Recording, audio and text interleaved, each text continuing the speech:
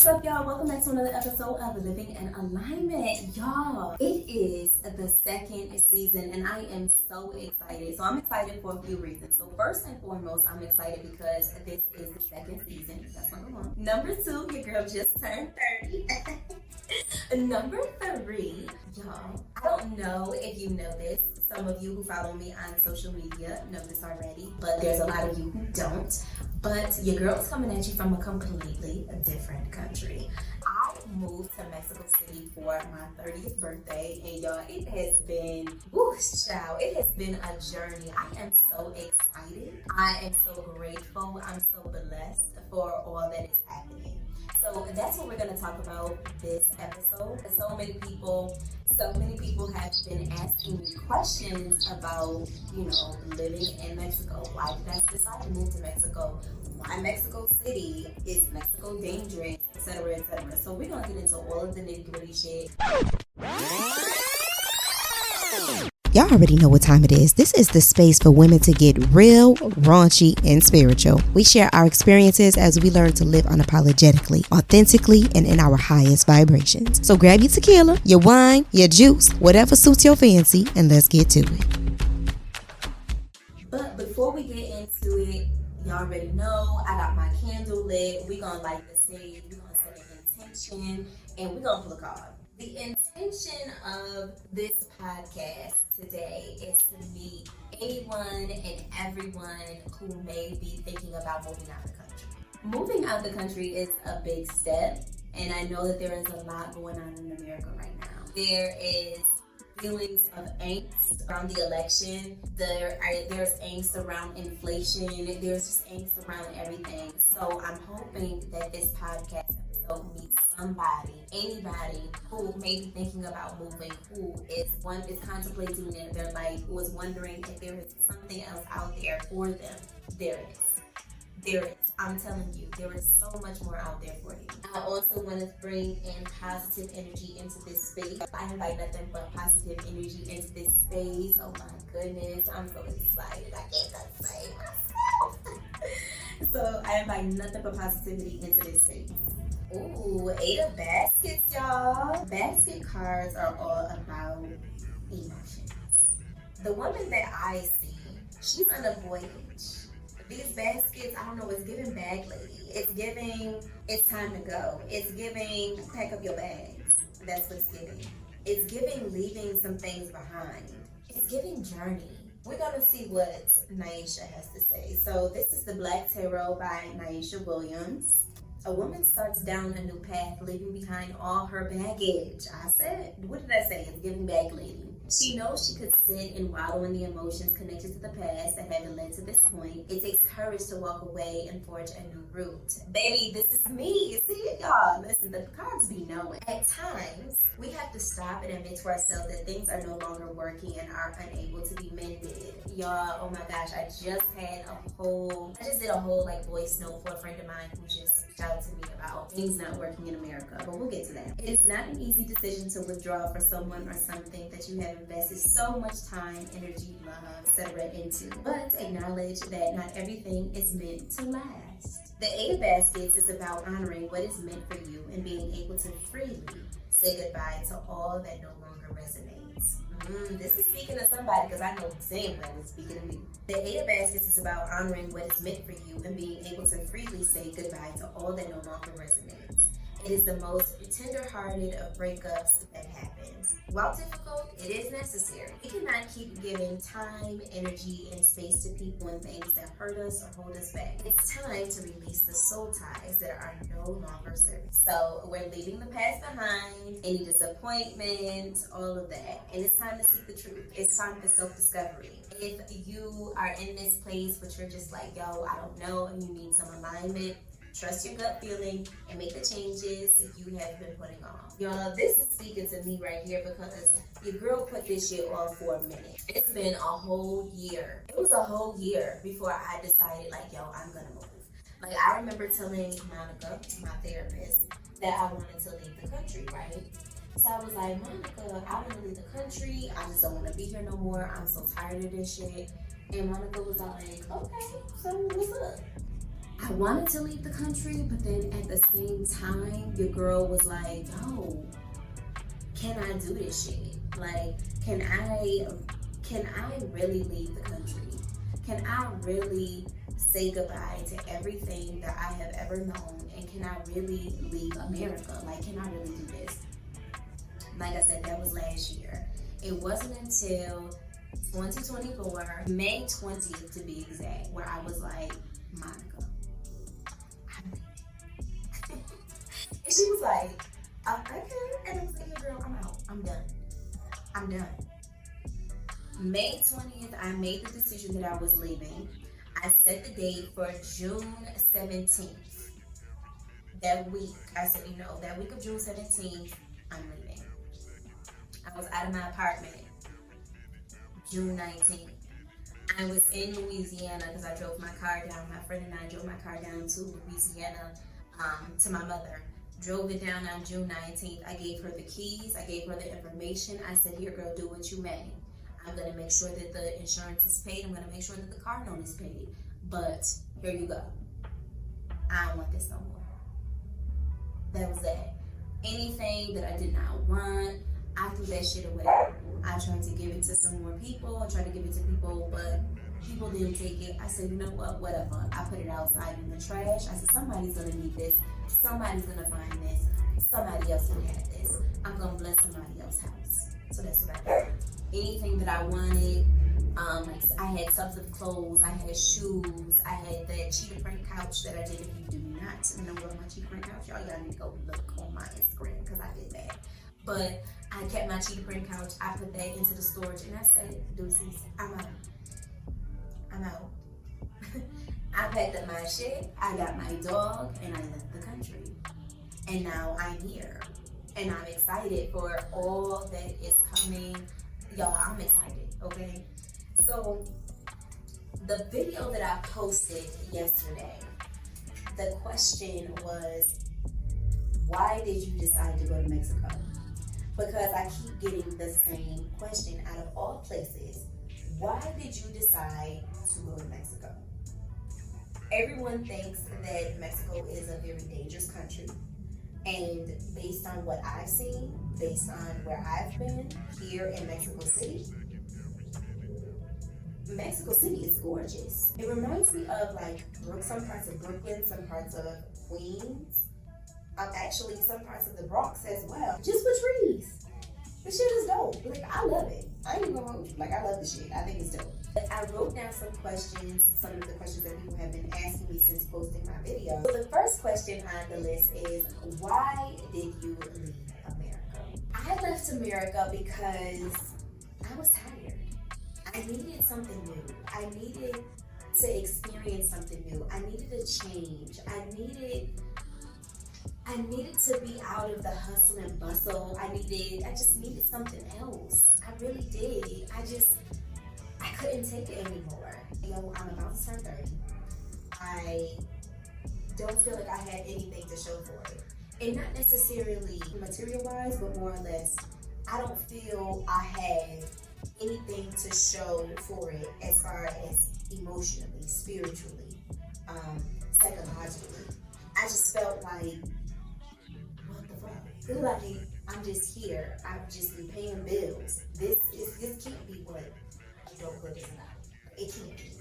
So the burnout is what made me want to leave. Burnout, the hamster wheel. I want to preface this conversation by saying I am so grateful to be an American.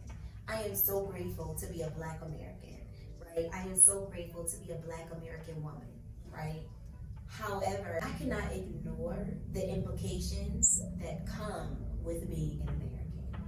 I cannot ignore the implications that come with being a Black American. The hamster wheel of life that exists in America, I was just like, I don't want to do this. I need something else. I need to feel full. I need to feel complete. I need to feel like I am doing what is on my soul contract, and I don't feel like I'm doing that. So it was time for me to go. I didn't feel like there was anything left that I could do in America for my spiritual growth, for my spiritual self, my spiritual self needed something else. So I said, fuck it, I'm leaving. And here I am, I'm going. The second question is, why Mexico City? So let me tell y'all something. Mexico City is a beautiful, beautiful city. Beautiful city. The people, beautiful people. Beautiful people. Now, do I think that they have a staring problem? Absolutely. But since I've been here, they have been willing to help me. Okay? Mexico is close to America. So if I need to get back, it's not too far. I can get back there. And it's close to my mom as well. My mother is now in Louisiana. She moved from New York down to Louisiana. So that works for me as well. The first reason why I decided on Mexico City, because I was going back and forth between Mexico City, Portugal, and Colombia. And I was like, you know what? I'm going to do Mexico City. Another reason why I decided to come to Mexico City is because of Bam Bam. So if y'all don't know, your girl has a dog. His name is Bam Bam. He is a Morkie. He's 5 years old. I want to say he's a Sag. And that's my boy. Like, that's family. I was not leaving my dog. Like, absolutely not. So I needed somewhere that was not going to have all of these stipulations and ramifications around bringing your animal. Bam Bam is my service animal, so he was coming with me. He was going to service your girl. You feel me? So Bam Bam is here. It didn't take a whole lot for y'all. Bam Bam right over here. Hi, Bam. What's up, my guy? Okay, guys, so that's the Bam. But your girl was not. Like, there was no way I was leaving my door. Like, absolutely the fuck not. No way. I wanted to make sure that I went to a country that allowed me to come with Bam Bam and wasn't going to have all those ramifications. So some of the other countries that I looked at, for instance, Colombia, I wouldn't have been able to bring Bam Bam back. And I wouldn't have been able to bring him back because of the rabies. I guess they got rapid rabies or something going on over there. I don't know, but Bam Bam will come with me. You feel me? So I was just like, nah. I need my dog to be able to come back. Also, Mexico City did not require a health certificate. And if y'all don't know anything about health certificates, they're expensive as fuck.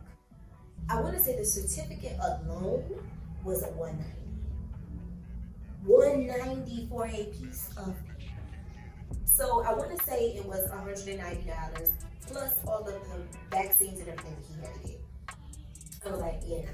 Versus coming to Mexico City, he did not need to have any type of health certificate or anything like that. He was good to go. And if I needed to come back, which I'm going to have to go back in September, I have an event coming up. Bring back Bam Bam had all of his vaccinations over there in America, and he's been here for less than 6 months. He'll be able to go back, and I won't have to worry about it. Cool, great, wonderful. So that was one of the reasons why I chose Mexico as well. I chose Mexico City in particular, though, because I saw that there was a thriving Black community here. Now, I don't see this a lot. I ain't gonna hold you. But when I do, baby, when I see some braids, baby, when I see some twists, baby, when I see them locks, the girl be like, hey, braids. Hey, locks. What's up? Child, I be feeling like I done see my brethren. Like, listen, you hear me? It's great. It's wonderful. Yes, I love seeing the Mexican folk, but when I see my folk, I be like, I be smiling, y'all, like you see nothing but teeth.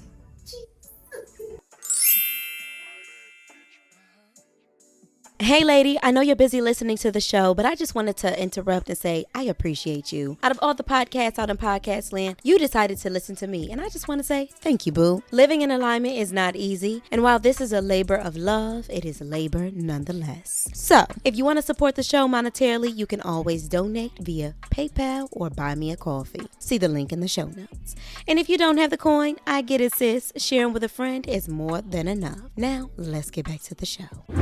The third question was, how do I like it so far, and what is it like? Okay, I don't even know where to start. I like Mexico City. I love Mexico City, okay? I love the fact that I don't have to be concerned with the car. I don't have to be concerned with driving and this and that and the other, because I hate driving. I like walking. For me, walking allows me, one, to get exercise, because your girl done got paid. But two, it allows me the opportunity to really get to know the neighborhood and really say hi to my neighbors and get to know my neighbors and all of that good stuff. So that's another reason why I like Mexico City in particular, because it's walkable. You don't need a vehicle. I don't want the responsibility of a vehicle. So that's that. I also like Mexico City because of the community. So in America, it's very, pull yourself up by the bootstraps type of mentality. And I'm just like, I'm over that shit. Like, I'm good on it. I don't want to pull myself up by the bootstraps. I'm good. Versus here, you're going to go outside, right? You're going to see families together. You're going to see couples together. Even if they're not families or couples, but you're going to see a community. There's little pockets all around the city in multiple, like it could be a pocket right here and a pocket right here, but they're pockets for community. They're pockets for people to just come and commune together. I was walking down the street one day, walking Bam Bam actually, and I saw in the park they were doing like a community taekwondo type of session. So I was like, yo, this is so dope. And the community also, like at the community park as well, they were doing like a kickboxing session together. So just the ability to come together and be outside. I like to be outside. So there's just different pockets all around the city, multiple different pockets in a neighborhood that allows you to commune with one another. Y'all, it's so many parks, little parks, big parks, tiny parks, small parks. Like, it's parks everywhere. It's trees everywhere. Like New York City needs to take a page out of Mexico City's book. Because when I say palm trees, maple trees, I don't know if they're maple trees, they're little maple trees to me. They have trees everywhere.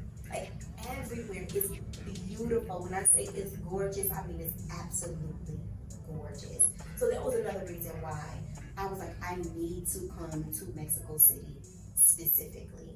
The walkability, the trees, everything. It's been a little difficult to make friends here only because I don't know the language and I feel a little isolated. I am in an area with a bunch of expats and a lot of Americans and white folk and all of that, but that's not the reason why I came here. I don't want to say I didn't come here to commune with other expats. I've met some dope ass people so far, but they were visitors. They weren't people who are actually living here. I'm actually meeting up with a friend who I know from DC who moved to Tulum and is now in Mexico City for the week. So it's just so crazy how the world works and how the universe works.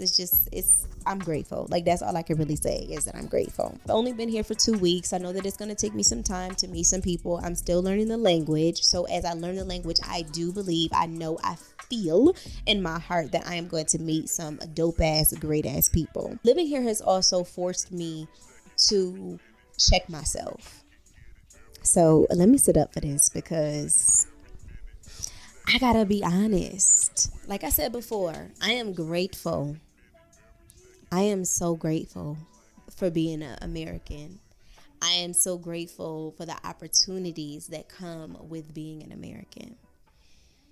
But baby, child, the biases that your girl has, woo, baby, I had to check them at the door.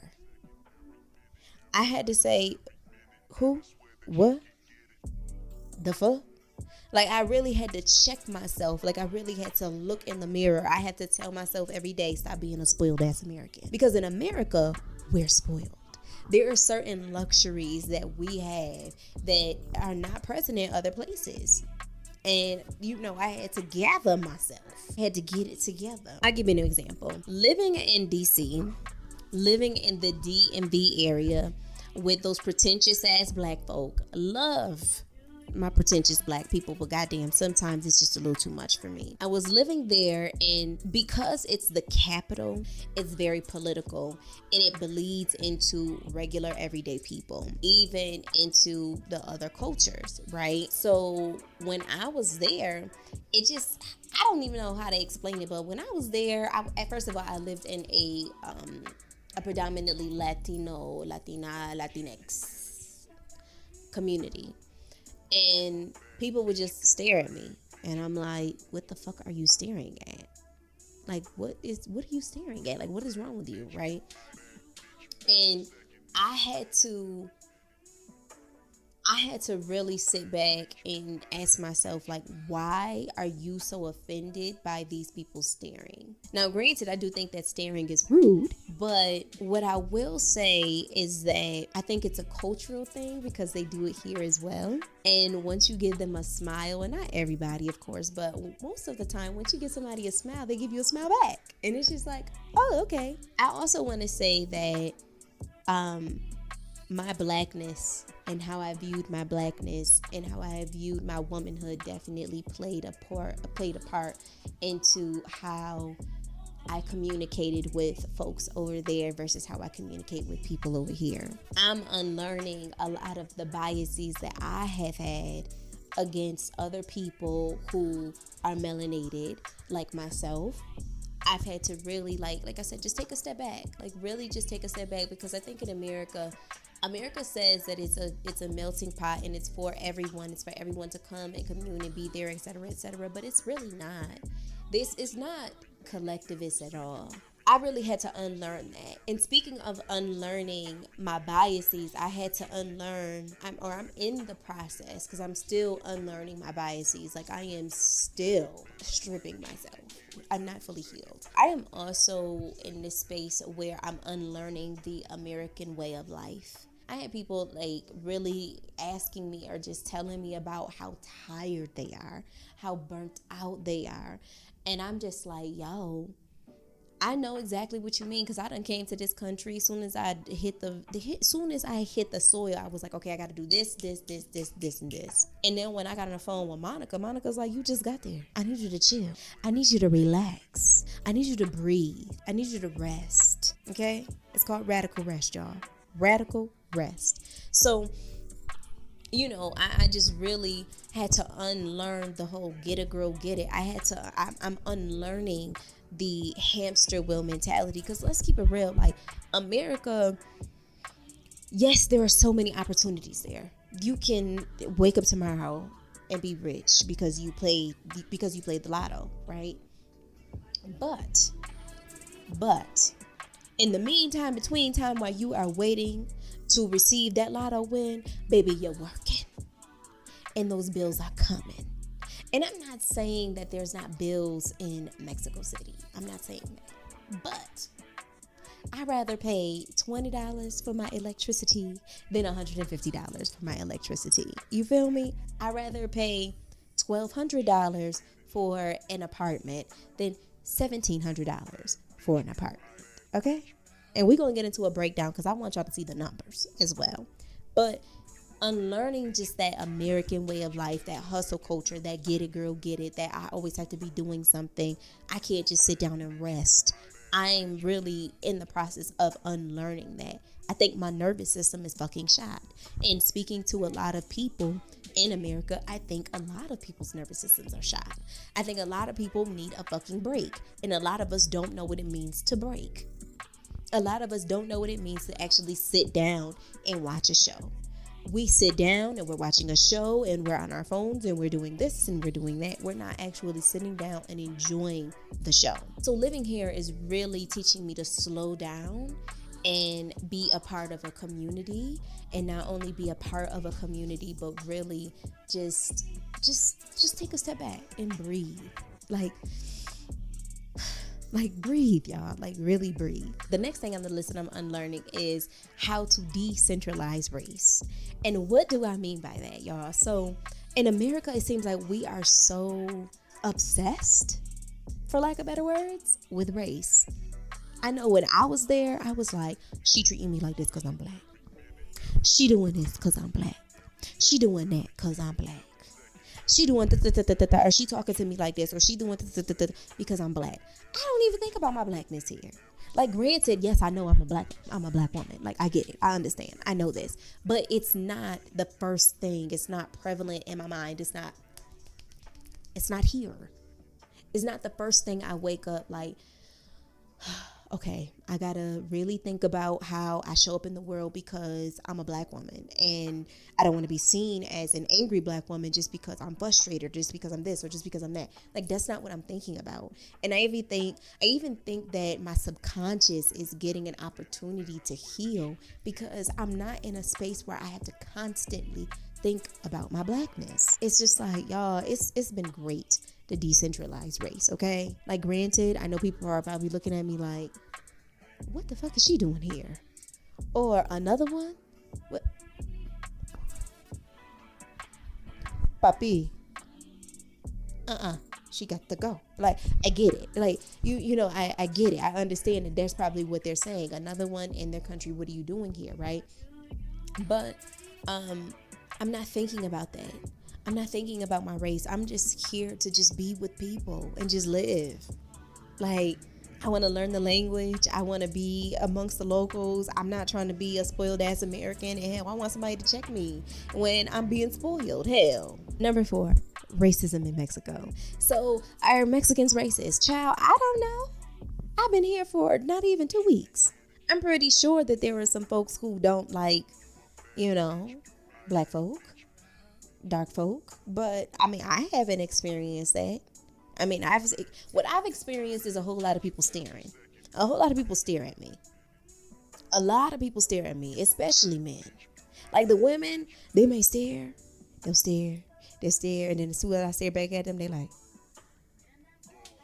is she looking? Is she looking? Is she looking? Like, and then like for the men that stare at me, they might stare, and then I might smile. And then when I smile, they'll smile back, or some of them so it just depends. Like, it depends. But I haven't experienced racism here. I haven't experienced overt racism here. I have experienced somebody, I think they call me like morena or negra or something of the sort. And I'm like, the fuck? Like, when I went to see an apartment and I told them my name, they were like, you know, what's your name? And the way they pronounce my name out here is Hanesia. I was going to an apartment. I was actually going to look at an apartment.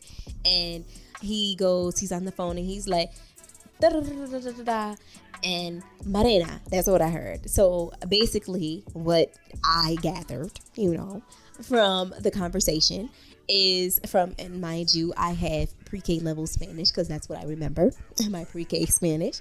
I believe he was saying like, yo, you got a black girl down here, is she supposed to be here? So, I mean, hey, it is whatever. You describing me. Hell, I am a black woman with nice full hair, and baby, I'm downstairs, and you trying to figure out if I'm supposed to be here or not. So I get it, but I haven't experienced overt racism. I haven't heard nobody calling me a nigger. I haven't heard nobody telling me I need to go back to my country. I don't hear the word nigger. I don't hear any of that. And I'm so happy. Along with racism, I can say that the mannerisms are different here. Like I said, people stare. Like, I'm not saying that people don't stare in America, but goddamn, people stare. Like, they be like,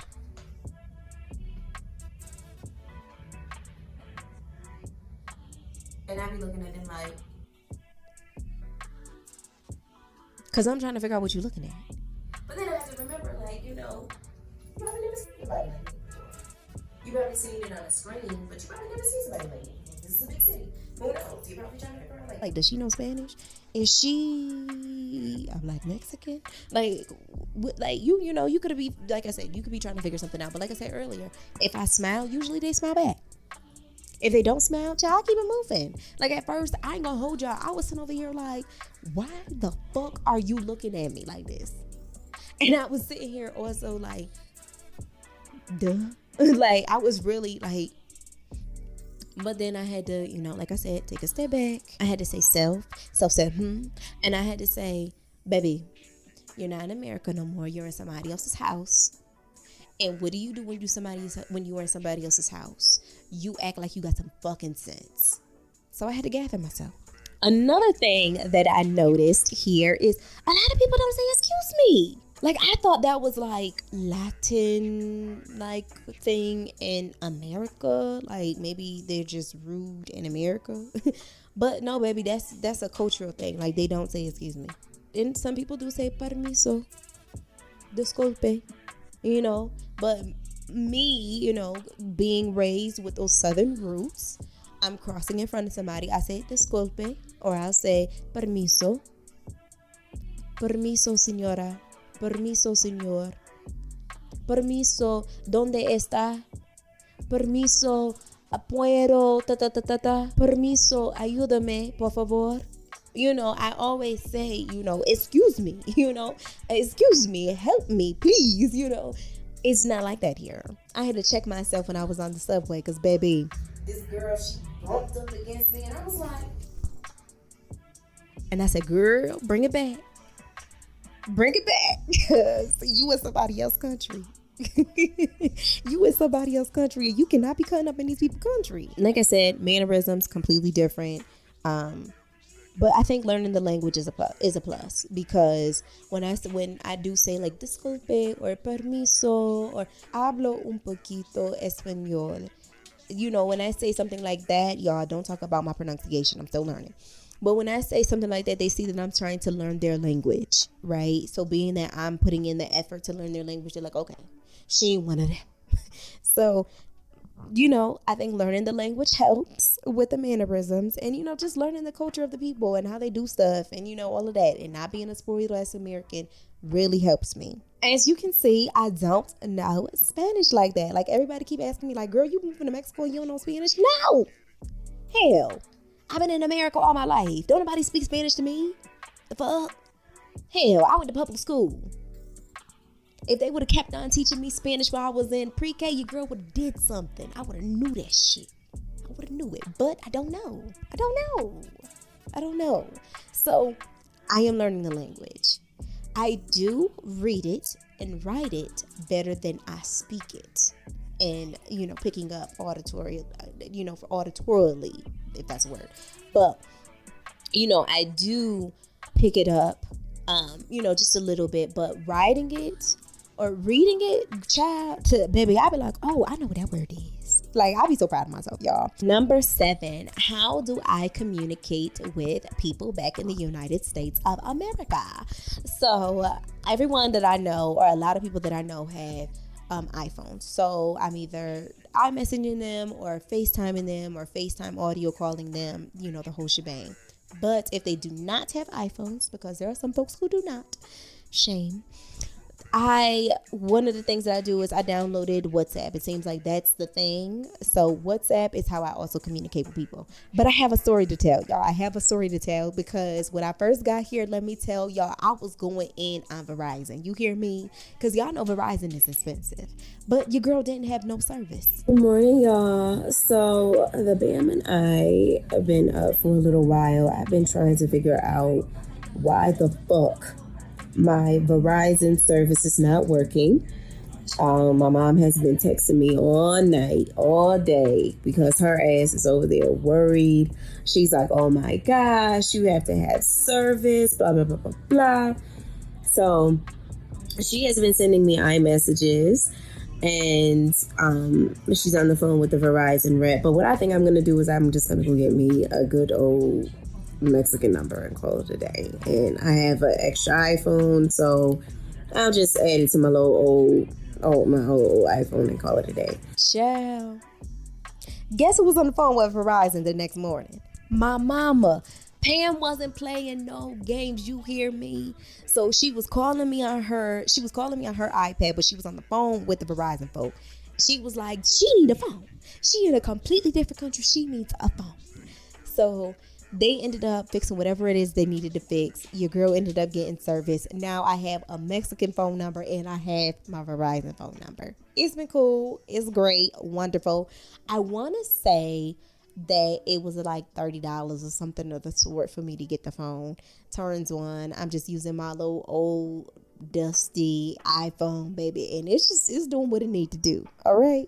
The service that I have, it's through Telcel, so it was $200 for the service and $100 for the SIM card. Child, that was $16.66. Okay, $16. Y'all heard me? Let me say it again.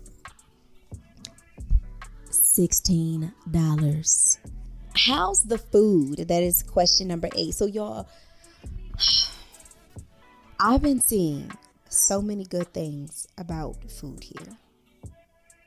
TikTok has been ranting and raving about Mexico City food. But I'm not going to hold y'all. I haven't found some food that has knocked my drawers off yet when I wear them. I'm like, where is the good food? But it could also be because I'm in an area where it's a whole bunch of immigrants and expats and all of that. I think that's a reason. Condesa, Roma Norte, where else? That's all I can think of. In those areas, it's a whole bunch of expats. And from what I have gathered, the white folks specifically have been complaining about the food. They've been complaining about it being spicy. Child, everybody know that when you get you some Mexican food, it's going to have some spice. If you don't want it to be spicy, you better go on down yonder and you better go get you something with no spice. Because you in somebody else's house. How you going to tell somebody how to cook in their house? Child, what? So I think that's the reason why. But I think if I get out of the expat bubble, I think I'm going to find some good food. So to be determined. Because I'm a foodie. And I'm just like, child, what's happening? I've been clutching my invisible pearl since I got here because I'm like, yo, I want some good food. And number 9, where am I living? How do I find a place? How did I find a place? Am I going to find a place? Like, what's going on? So currently I stay in an Airbnb. I purchased this Airbnb for the entire month of July. So I am good to go. However, y'all, let me tell y'all something. Facebook groups is a wealth of knowledge. Global remote jobs. That's a good one. The group that takes the cake is Brothers and Sisters Mexico City. Y'all, that group right there has been a wealth of knowledge. Like when I say they talk about everything in that group, child, everything. Oh, I be so like, yes, come on, black people. Like I be for it. I be so for it. Some other resources that I would definitely suggest that you all look into is Picky Girl Travels the World. I found her on like a podcast or something of the sort. It's by Adelia Borshade. I think that's how you pronounce her name. She is a wealth of knowledge, y'all. She is a wealth, y'all. Like, love her. Rashida Doe. I might be pronouncing her last name wrong. Child, that's another one that's a wealth of knowledge. Love auntie. Shawnee is another one. She's Pivot Pixie on TikTok. And I want to say she's also Pivot Pixie on Instagram. Love her. Oh my gosh, she be serving. Like when I say sis be strutting her stuff, I mean she be strutting. Y'all, a vibe. And the last one, I want to say her name is Ariel Simone. Love her. Oh my gosh, like all of these people, they are my friends up here. Like I'm gonna meet them. I'm gonna meet them. I'm gonna see them and be like, yo, I watch your shit. Oh my gosh, you have been such an inspiration. So Shawnee, specifically Shawnee and Ariel, they have been so inspirational and have played a very big role in moving here because they're closer to my age. They're in their 30s. They just moved not too long ago. I think Shawnee's been here for 3 years. Ariel, I want to say she just moved here back in like March or something of the sort. So she's like new, like myself. Just seeing them, it's like, hey, like I've been looking at those folks and getting information from them about where they find apartments and stuff. Y'all, the comments is where the information is. Y'all, go to the comments. The comments got all the tea. Like, I found a group on WhatsApp, Apartment Hunters, CDMX short-term rental. Let me see. And I want to say it's another one. It's called CDMX long-term rental, but that one is full right now, so I couldn't get into that. But the short-term one, that one is popping. Number 10, the conversion rate. So let me talk to y'all about the conversion rate real quick because, child, when I got here, I was like, what the fuck is this? Like, what is this? The conversion rate, according to the Googles, $1 equals 17 Mexican pesos, depending on the day. Today, for instance, it's 17.9 pesos equals $1. Now, this is what I need you to do, though. I need you to take some notes because I'm about to put you on. If you have Capital One, you can go to any all-point ATM and you can withdraw money without any international fees. Certain Capital One cards also allow you to make international purchases without any international fees. So look at your credit credit cards and see if they charge international fees. If they don't charge international fees, I would suggest that you use your credit card and then pay your credit card off or pay it back once you get back to the States, or just pay it off as you go. Okay, this next question is for the girls. I know that you all are going to ask this, so I'm just going to go on and answer it as best to my abilities, okay? I have not dated in Mexico as of yet because I've only been here for 2 weeks. However, what I can tell you is that Mexican men, y'all, love them some black women. Every time I see one, they're always like smiling at me. When I went and got my tattoo here, you all will see that on my TikTok, by the way. This guy was just explaining how he just loves black women just because of our fire and our energy and all of that good stuff. So they like us. Number 12. How has moving to Mexico City affected me spiritually? You all, let me tell you something. I feel like I am so much more in alignment than I was when I was back in Maryland. I feel like I'm so in sync with myself, with my highest vibrational self. I feel like I'm in alignment with my soul contract. I feel like I'm exactly where it is that I'm supposed to be. I don't even know how to explain the feeling, just that it's a feeling of bliss. It's a feeling of love. It's a feeling of warmth. It's a feeling of security. It's a feeling of just being alive. I feel like I'm living and I'm not existing anymore. I'm over the moon, through the moon, at the top of the moon. I am there. So spiritually, I just feel so much more in alignment. And moving to Mexico has given me the opportunity to really sit down and do this podcast and really think about what I want this podcast to be. And the more I get clear on what it is that I want this podcast to be, the more I feel I am in alignment with my soul contract, my soul purpose. The more I feel like I'm in alignment with my dream. This podcast is my spiritual manifesto to this life, into this world, because it's a document of my spiritual journey. It's a document of my self-discovery journey. It's me sharing this journey with you all in the hopes of inspiring and empowering you to do the same thing. And it doesn't have to be my way. Of course, it's going to be in your way because our journeys are all different, but at least to evoke thought and to spark that emotion, to plant that seed in your head that says, hey, there's so much more out there. There's another world out there that I can explore. Spiritually, your girl is in alignment, more in alignment than I've ever felt. So yes, y'all, that is what everyone has asked me. People have been calling me and texting me and all of that good stuff as they find out that I'm in Mexico City, and they just have so many questions for me. And if you have any questions that I have not answered, y'all hit me up in the DM. Send me an email, or hell, send me a voice note. I love those, and I'll answer your questions. But until next time, y'all, make sure you listen to the rest of the podcast episodes if you haven't done that. Make sure you follow me on Instagram if you haven't already. Instagram, TikTok, and YouTube. I'm all there at Living in Alignment Pod. Find me there, and I will talk to you all later. In the meantime, between time, love, peace, and high vibrations.